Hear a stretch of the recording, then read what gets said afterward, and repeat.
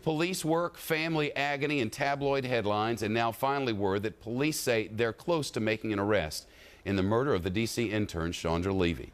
You'll remember the 24-year-old at the time disappeared in May of 2001. Her body discovered a year later in Washington's Rock Creek Park. The investigation into her disappearance eventually uncovered an affair that she had with Congressman Gary Condit and turned the case into a bit of a national sensation. Now we're getting word that police are focusing on a suspect in this case, an illegal immigrant from El Salvador who is in prison already for attacking two other women in the same Rock Creek Park where Chandra Levy's remains were located. We're told an arrest could happen any day now. Let's bring in Bill Myers. He's a staff writer and investigative reporter for the Washington Examiner newspaper and live on our Capitol Hill newsroom. Good to see you. Thank you. Good to have you. Thanks for having me back. I remember this guy coming up, and I remember them telling us that they gave him a polygraph test and that he passed it.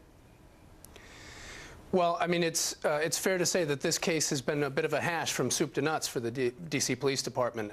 And one of the reasons I think that you're not hearing a lot from the police department directly is, as happy as they may be to close this case out, they really don't want all this dragged up again. Yeah, and well, I guess it's just bad memories for them all around. And we've heard the Levy family. I mean, you know, there's nothing really left for them. It's just awful. Can you imagine what they're going? I mean, you talk to therapists.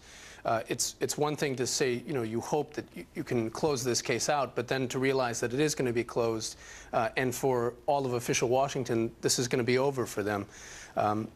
What can you say to folks like that? Have we been given indications?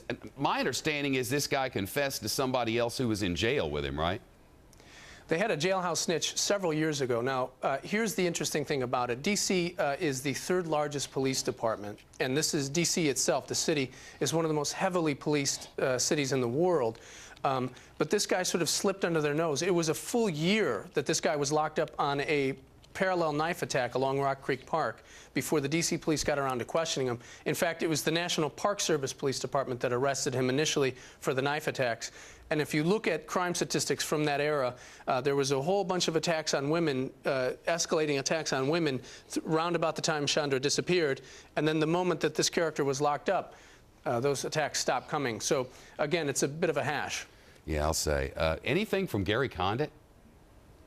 Nothing that he's sharing with us at the D.C. Examiner, but you know, he's trying to keep his nose out of this. I mean, this is what cost him his job. And you recall that at the time, a lot of attention was focused on Mr. Condit.